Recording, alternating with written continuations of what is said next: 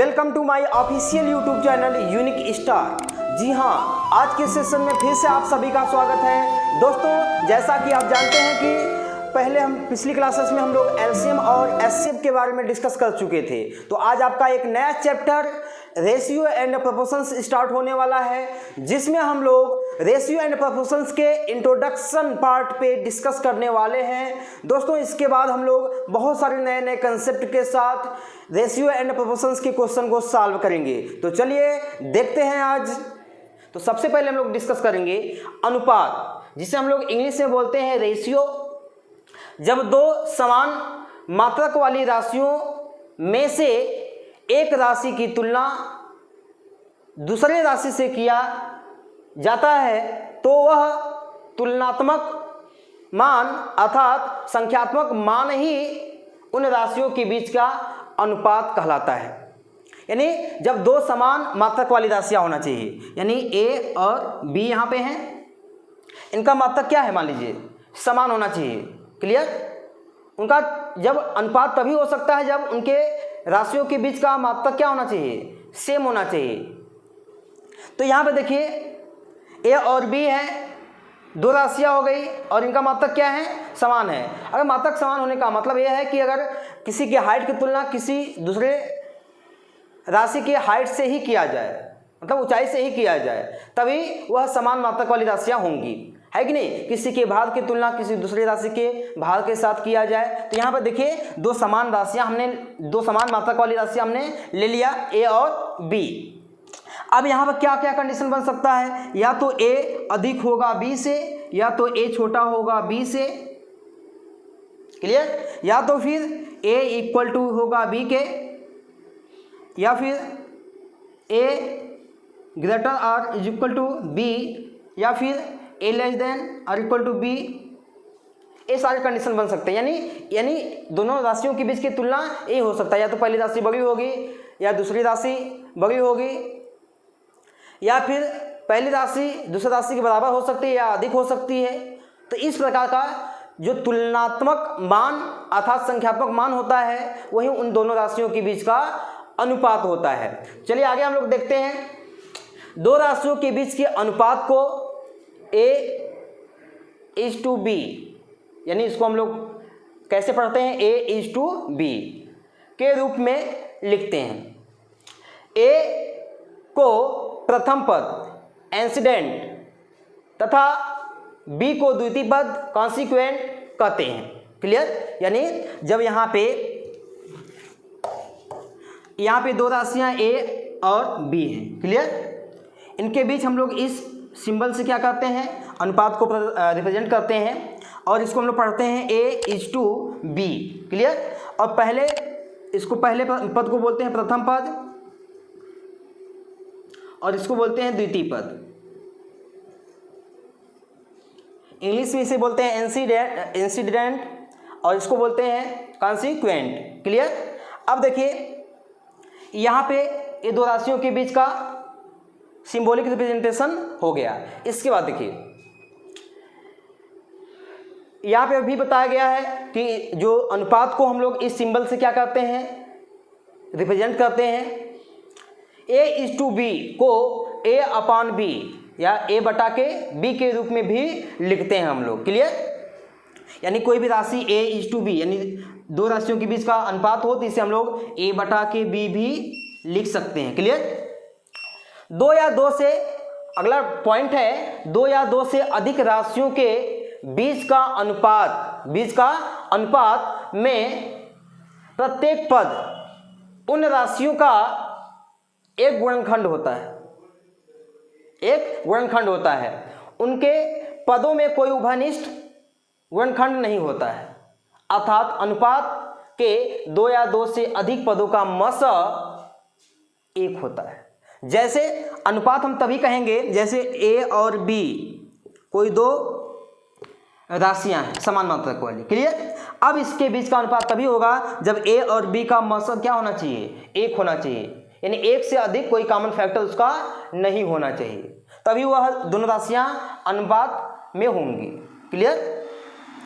तो यहाँ पे देखिए, यहाँ पे जो इस पॉइंट का मतलब क्या है कि जो दोनों राशियां हैं यानी यहाँ पर जो तुलनात्मक मान होता है, तुलनात्मक मान होता है, जो प्रथम पद होता है पहली राशि का क्या कहलाता है, एक गुणनखंड भी होता है। अगर कोई राशि दिया है 3:b, क्लियर, 3:2। अब यहाँ पे देखिए जो पहले पद का 3 गुणनखंड भी होगा।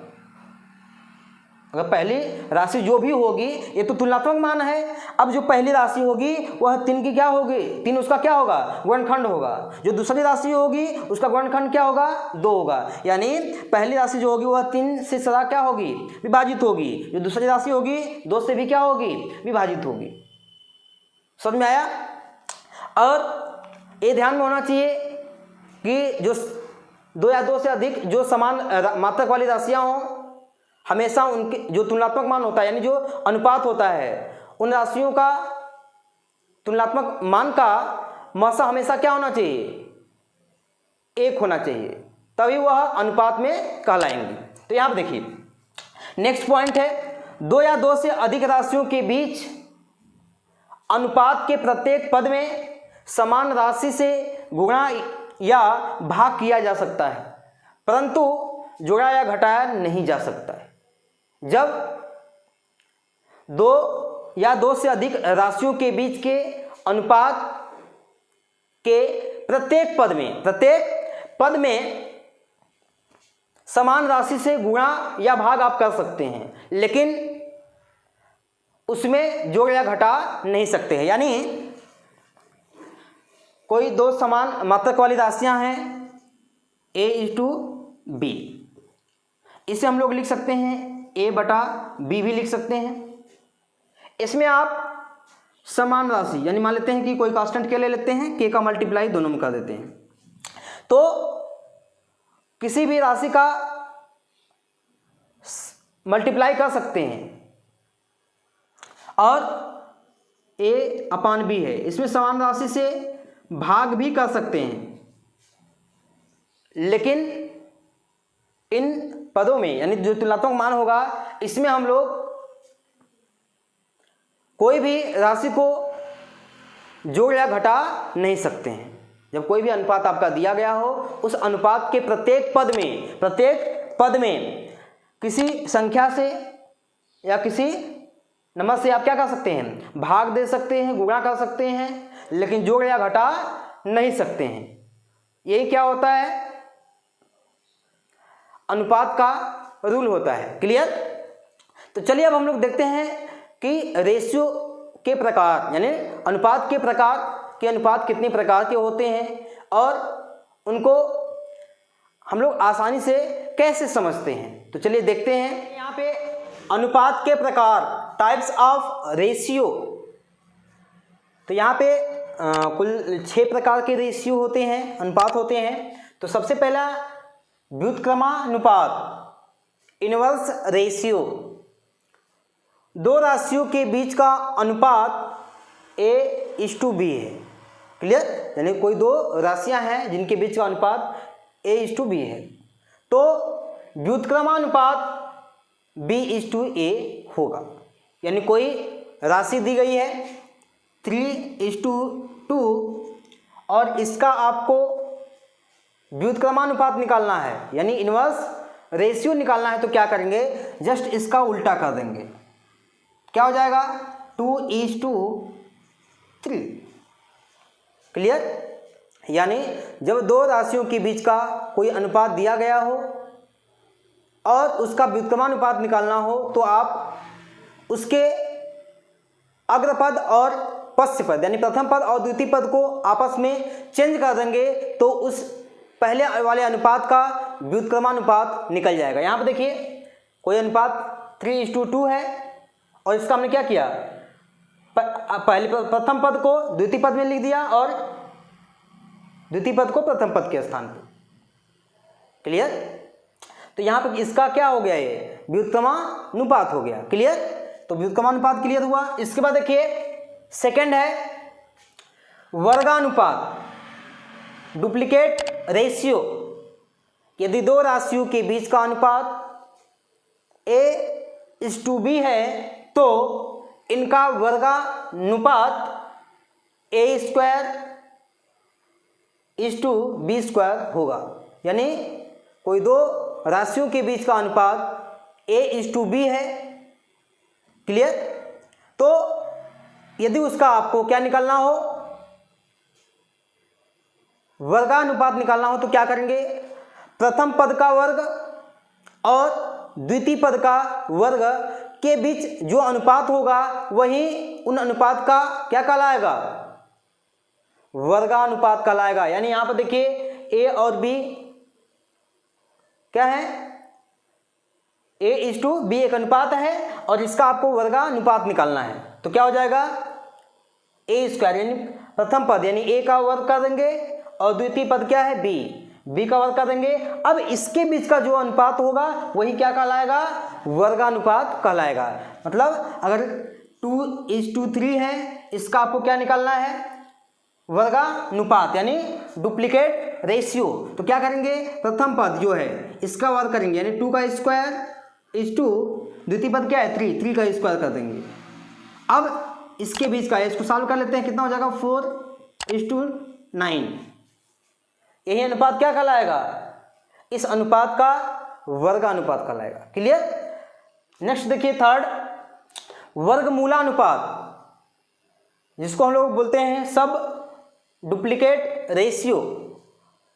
यदि दो राशियों के बीच का अनुपात a इज टू बी है, क्लियर, तो इनके बीच का वर्गमूलानुपात क्या होगा, प्रथम पद का वर्गमूल और द्वितीय पद का वर्गमूल के बीच का जो अनुपात होगा वही क्या कहलाएगा, वर्गमूला अनुपात।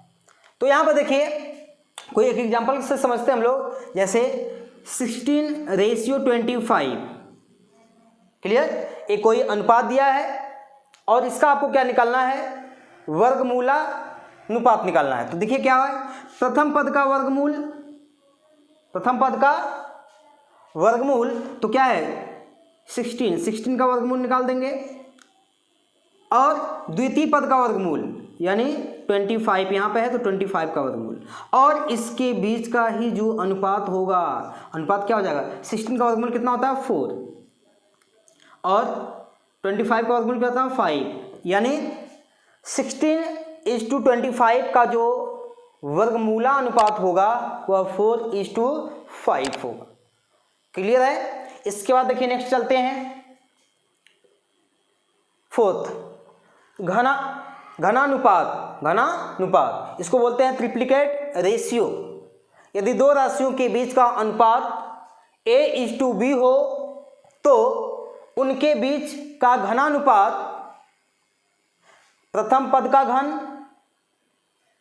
द्वितीय पद का घन, उनके बीच का जो रेशियो होगा, अनुपात होगा, वही क्या कहलाएगा, घनानुपात कहलाएगा। यानी किसी भी अनुपात में जब उसके प्रथम पद का घन किया जाए और द्वितीय पद का घन किया जाए और फिर उसके बीच का जो अनुपात होगा वही क्या कहलाता है, घनानुपात कहलाता है। जैसे 3:5 है, कोई अनुपात है, इसका हमें क्या निकालना है, घनानुपात निकालना है। तो देखिए प्रथम पद क्या है 3 का घन कर देंगे इज टू, द्वितीय पद क्या है 5 का घन कर देंगे, यानी हो जाएगा आपका 27,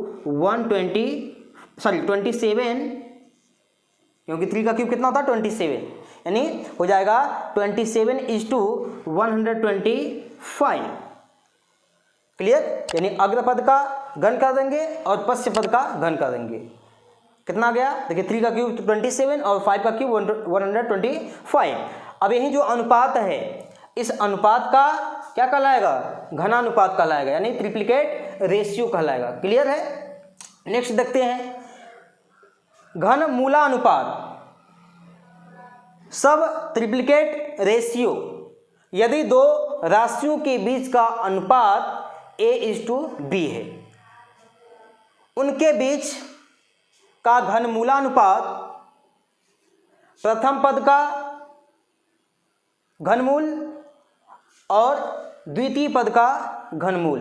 अब इसके बीच में जो अनुपात होगा या यही जो अनुपात है ये क्या कहलाएगा, घनमूला अनुपात कहलाएगा, सब ट्रिप्लिकेट रेशियो कहलाएगा। कोई एग्जांपल लेते हैं, 27:64, ये आपका कोई रेशियो है और इसका हमें क्या निकालना है, घनमूलानुपात निकालना है। ठीक है, तो प्रथम पद 27 का घनमूल इस टू द्वितीय पद क्या है 64 का घनमूल यानी क्यूब रूट।